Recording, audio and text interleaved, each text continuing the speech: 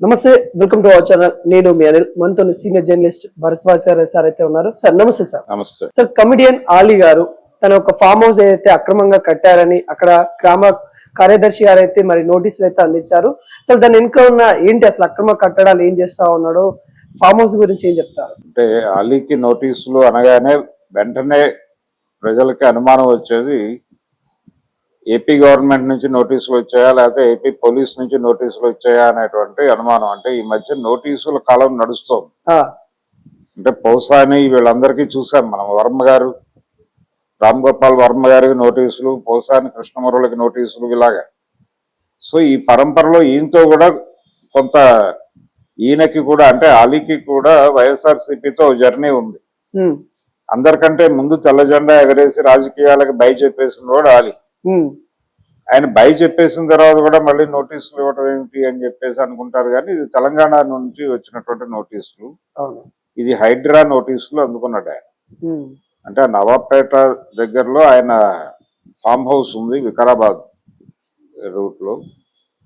అయితే ఇందులో అక్రమ నిర్మాణాలు చేపట్టబోతున్నారు అనేది సమాచారంతో నోటీసులు ఇచ్చారు. నిజం తప్ప ఇంకా నిర్మాణాలు మొదలు కాల, ప్రారంభ దశలోనే అడ్డుకున్నారు. కాబట్టి ఆయన ఖచ్చితంగా దాన్ని పాటించి తీరాల్సినటువంటి పరిస్థితి. ఇప్పటి వరకు ఆయన ఏదైనా కన్స్ట్రక్షన్ మొదలుపెట్టి ఉంటే ఆపేస్తాడు. ఇది కొంచెం హైడ్రా అనేది సీరియస్ గానే ఉంది నిర్మాణాలు, అక్రమ నిర్మాణాల పట్ల అనేది. ఆల్రెడీ సినిమా నటులనైనా స్పేర్ చేయటం లేదు అనేది అన్కన్వెన్షన్ వ్యవహారంతో మనకి స్పష్టమైంది. అంటే ఆయన తన ప్రభుత్వానికి సంబంధించినటువంటి ఒక ప్రభుత్వం మీద ఒక నమ్మకాన్ని కలిగించటం అనేది కొంచెం హెరాయిక్ ఇమేజ్ తీసుకురావడానికి హైడ్రా ఉపయోగపడుతుంది అని రేవంత్ రెడ్డి గారు నమ్ముతున్నాడు. ఈ నమ్ముతున్నటువంటి క్రమంలోనే హైడ్రా ఒరిజినల్ గా లక్ష్యం ఏమిటి, కేవలం ఈ అక్రమ నిర్మాణాలు కట్టడి చేయటం, అలాగే ఈ చెరువులు కుంటలు ఆక్రమణలకు గురి కాకుండా చూడటం మాత్రమే కాదు, ప్రభుత్వ ఆస్తుల పరిరక్షణ అనేది కూడా హైడ్రా ప్రోగ్రామే. అసలు ప్రధానమైన కార్యక్రమం అదే. ప్రభుత్వ ఆస్తుల పరిరక్షణ అనే కార్యక్రమంలో భాగంగానే హైడ్రా అనేది ఏర్పడింది. దానికి ఇవన్నీ కూడా అదనపు అధికారాలు. అంటే అక్రమ నిర్మాణాల మీద కావచ్చు, అలాగే ఈ చెరువులు కుంటలు ఆక్రమణల మీద కావచ్చు, వాళ్ళు కొంచెం సీరియస్ గా వ్యవహరిస్తున్నారు. అలాగే మూసీ నది ప్రక్షాళన కార్యక్రమం ఒకటి. ఈ ఆపరేషన్స్ మీద రకరకాల విమర్శలు ఉన్నాయి. ఉన్నప్పటికీ ఇలాంటి చర్యలు చేసినప్పుడు మళ్ళీ ఒక అప్రిసియేషన్ వస్తుంది జనం నుంచి. ఇప్పుడు ఆలీ నిర్మాణాలు చేపట్టాడు అక్కడ, అదేదో చూసి చూడనట్టు వ్యవహరించడం కాకుండా నోటీసులు సర్వ్ చేసి మీరు ఇమ్మీడియట్ గా నిర్మాణాలు ఆపేయాలి, లేకపోతే ఫర్దర్ గా కూల్చివేతలకి గురవుతారు అని చెప్పడం. ఇది ప్రభుత్వం మీద ఒక గౌరవాన్ని పెంచేటువంటి చర్య. అంటే ఎవరిని స్పేర్ చేయటం లేదు అనే ఒక ఇమేజ్ కావాలంట. అందుకని అందులో భాగంగానే అలీకి నోటీసులు సర్వ్ అయినాయి. ఆయన కూడా ప్రభుత్వ వ్యతిరేక కార్యక్రమాలకి పాల్పడటమో లేకపోతే ఏదో పద్ధతిలో పర్మిషన్ తెచ్చుకుందామనో ప్రయత్నం చేస్తాడని నేనైతే అనుకోవడం లేదు.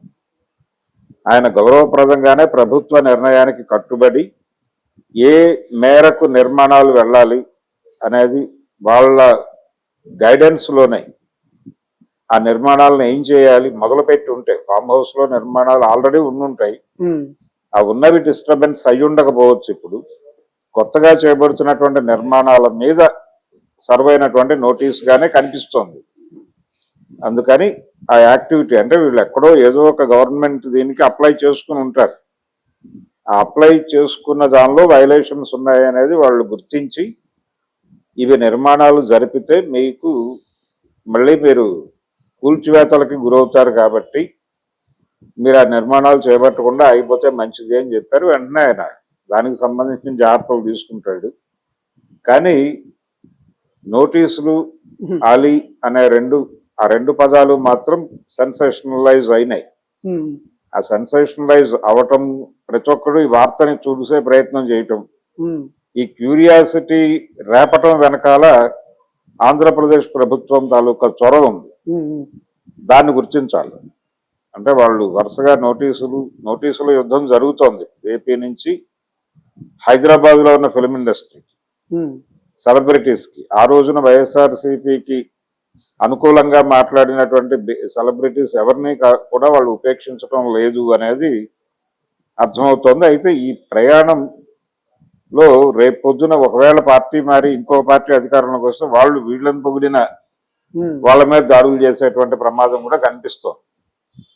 అయితే ఆ గొడవ కాదు, ఇది వేరే భిన్నమైనటువంటి వ్యవహారం.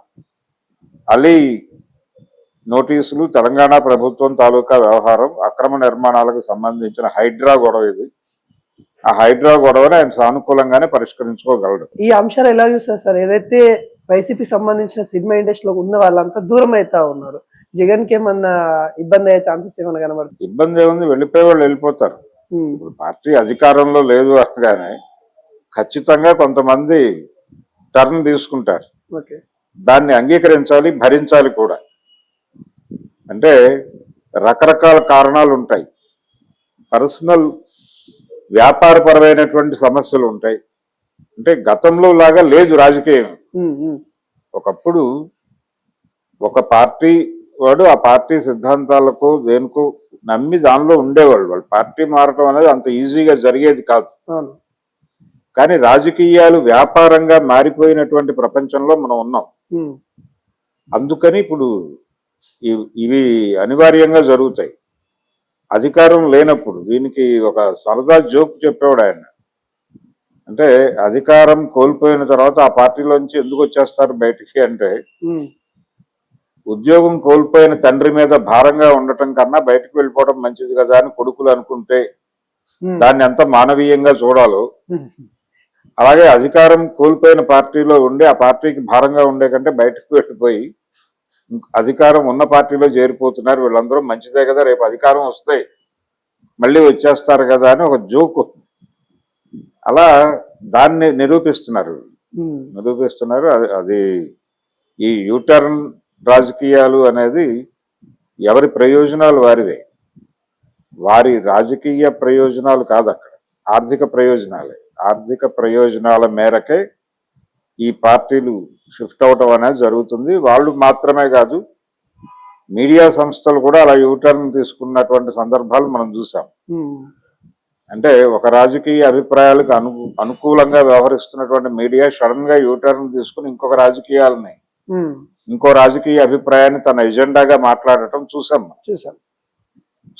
అలా యూటర్న్ చేసుకుని సక్సెస్ అయిన మీడియా పర్సన్స్ కూడా చూసాం. ఇది వ్యాపారంగా రాజకీయాలు మారిపోయిన తర్వాత అనివార్యంగా జరిగేటువంటి గోలే. ఒకప్పుడు ఇలా లేదు, ఇప్పుడు ఎందుకు ఉంది అంటే 90కి ముందు రాజకీయాలు వేరు, 90 తర్వాత రాజకీయాలు వేరు. 1990కి ముందు చెప్తున్నటువంటి విలువలతో కూడిన రాజకీయాలని ఏదైతే చెప్తున్నారో, అప్పుడు రాజకీయాలు వ్యాపారం కాదు కాబట్టి వాళ్ళు అలా ఉన్నారు. 95 తర్వాత రాజకీయాలు వ్యాపారం కలిసి ప్రయాణం కాదు, అసలు కలిసే ఉన్నాయి. రాజకీయమే వ్యాపారంగా మారిపోయిన సందర్భంలో నష్టాలు వచ్చే చోట ఎందుకుంటాడు ఎవడైనా వ్యాపారం చేసేవాడు? లాభాలు ఎక్కడొస్తాయో అక్కడికి వెళ్ళిపోతాడు, అంతే. సార్, ఇందాక మీరు అన్నట్టే ఆలీ గారు ఎవరైతే తను కొంత ఆందోళన చెందుతా ఉన్నారు. ఎందుకంటే ఇందాక నోటీస్ అన్న పదవి ఎప్పుడైతే తను కూడా విన్నప్పుడు తెలంగాణ నుండి హైడ్రా నుండి వచ్చిన నోటీసు ఆయన కూడా భయపడుతుంది. వాళ్ళు కూడా వాళ్ళు పంపించారు. ఏంటంటే కొన్ని మాధ్యమాలలో కూటమి వాళ్ళే పంపించారు అనే దాన్ని ట్రోల్ చేస్తా ఉన్నారు. ఈ ఆందోళన ఎందుకు ఇంత కూటమి ఇంతగానో government YCP social media target చేస్తుందని అంటారు? అంటే అభిప్రాయాలు ప్రజల్లోకి సర్క్యులేట్ అయ్యేది వీళ్ళ ద్వారానే. అవునవును. అది వ్యతిరేక అభిప్రాయం కావచ్చు, అనుకూల అభిప్రాయం కావచ్చు, అభిప్రాయం పంపయ్యేది సెలబ్రిటీస్ ద్వారానే. కాబట్టి వీళ్ళ మీద కేంద్రీకరణ పెట్టారు వాళ్ళు. ఇప్పుడు రామ్ గోపాల్ వర్మ కూటమి నాయకత్వము, ఇప్పుడు ప్రభుత్వ నాయకత్వం వహిస్తున్నటువంటి చంద్రబాబు గారిని, పవన్ కళ్యాణ్ ని, అలాగే లోకేష్ ని రెడిక్యూల్ చేస్తూ, అపహాస్యం చేస్తూ, అపహాస్యంగా చిత్రీకరిస్తూ ఆయన సినిమా తీశాడు. సినిమా తీయటం వేరు, సినిమా సెన్సార్ అయిపోయింది. సెన్సార్డ్ సినిమా మీద మీ క్రిటిసిజం ఏమిటి అనేది రేపు లీగల్ ఫైట్ ఎలాగూ చేస్తారు కోర్టులో. అయితే దానికి భిన్నంగా ఈయన ఆ ప్రీ రిలీజ్ ఈవెంట్స్ లో మాట్లాడిన మాటలు, ఉమ్, అలాగే ఈయన ఆ సినిమాని సపోర్ట్ చేసుకుంటూ చేసిన ట్వీట్లు, ఉమ్, అలాగే ఆయన సెన్సార్ చేయకుండా ఓటీటీలో ప్రదర్శించినటువంటి పవన్ కళ్యాణ్ అనే సినిమా, ఉమ్, ఇవి ఆధారంగా ఆయన మీద ఇప్పుడు కేసు నడిపే ప్రయత్నం జరుగుతోంది. ఓకే. ఇలా ఇదే పద్ధతిలో తెలుగుదేశం వైపు నుంచి కూడా సినిమాలు వచ్చాయి ఉమ్, జగన్ ని టార్గెట్ చేస్తూ. రాజధాని ఫైల్స్ అనే సినిమా వచ్చింది, వివేకం అనేటువంటి ఒక సినిమా. వివేకం అనేది అది సెన్సార్ కాలేదు, అది త్రూ సోషల్ మీడియా పంపు చేశారు. ఓకే. కానీ సెన్సార్ అయిన సినిమా రాజధాని ఫైల్స్ థియేటర్లో రిలీజ్ అయింది. అది ఉమ్, ఆ సినిమాలో జగనే నేరుగా గొడ్డలు తీసుకుని ఒక హత్య చేసినట్టుగా సన్నివేశం ఉంది. ఉమ్, అంటే జగన్ స్వతహాగా హంతక స్వభావం కలిగినటువంటి వ్యక్తి అని మీరు సినిమాలో ఎస్టాబ్లిష్ చేశారు. ఉమ్, ఆ క్యారెక్టర్ పేరు వేరే కావచ్చు, గగన్ ఇంకేదో పెట్టారు, కానీ అది చూడగానే జగన్ అనేది అర్థం అవుతుంది. అర్థమవుతుంది. కాబట్టి మీరు ప్రజలకి ఒక వ్యక్తి గురించి నెగిటివ్ ఒపీనియన్ కన్వే చేశారు కదా. జగన్ గెలుచుంటే వీళ్ళకి నోటీసులు ఇచ్చేవాడా అనేది. ఉమ్, ఇప్పుడు ఆ సినిమాలో నటించినటువంటి ఆర్టిస్టులకి, అవును. ఆ సినిమాకి స్క్రిప్ట్ డిజైన్ చేసిన వాళ్ళకి, అలాగే ఆ సినిమా తీసినటువంటి ప్రొడ్యూసర్కి, వీళ్ళందరికీ నోటీసులు సర్వ్ అయి ఉండేవి కదా. ఉమ్, ఉమ్, ఇప్పుడు మాత్రమే కాదు, రేపు నెక్స్ట్ ఎలక్షన్స్ కి మళ్ళీ సినిమా వారు ఉంటుంది. వారు ఉంటుంది ఖచ్చితంగా. ఈ సినిమా వారిలో గెలిచిన ప్రభుత్వం మళ్ళీ ఓడిన ప్రభుత్వం తాలూకా అభిప్రాయాలను ప్రకటిస్తూ తన మీద విమర్శలు చేసిన వాళ్ళందరినీ తిరిగి రాడార్లోకి పట్టుకొస్తుంది. అంటే ప్రజలని ఇన్ఫ్లుయెన్స్ చేయగలిగినటువంటి పర్సనాలిటీస్ వీళ్ళు కాబట్టి ముందు వీళ్ళ నోరు నొక్కితే ఉమ్, కొంత వ్యతిరేక ప్రచారం ఆగుతుంది అనే ఉద్దేశంతో వీళ్ళకి నోటీసులు సర్వ్ చేశారు. సూపర్. సరెండర్ అయ్యారు ఆల్మోస్ట్. వర్మ గారు లీగల్ ఫైట్ చేస్తున్నాడు, ఉమ్, మిగిలిన వాళ్ళందరూ తెల్ల జెండాలు ఎగరేశారు, ఇంక్లూడింగ్ శ్రీరెడ్డి. ఉమ్, ఆవిడ మెడ్రాస్ నుంచి వేడుకుంటూ ప్రెస్ మీట్ పెట్టడం అనేది కూడా ఈసారి విచిత్రంగా చూసాం. అవును. ఆ వేడుకోలు ప్రెస్ మీట్ ఆవిడ కంటే కూడా ఇంకా దిగజారి పోసాని ఉమ్, పెట్టాడు. అవును. పైగా పౌసాని ప్రజల్ని అక్యూజ్ చేస్తూ మాట్లాడాడు. ఉమ్, ప్రజలు పార్టీ మార్చారు, నేనేం చేస్తానన్న ధోరణిలో మాట్లాడాడు. అంటే ఏ ఎన్నికకి వాళ్ళు స్థిరంగా లేరు. 14లో తెలుగుదేశాన్ని ఎన్నుకున్న ఓటరు 19లో జగన్ ని గెలిపించాడు, మళ్ళీ 24లో టీడీపీని గెలిపించాడు. ఓటర్గా నిలకడలేదు, నా గురించి మాట్లాడతారేంటి అన్నాడు ఆయన. అని ఒక విచిత్రమైన దుర్మార్గమైనటువంటి లాజిక్ తో తన్ని తాను సేవ్ చేసుకోవడానికి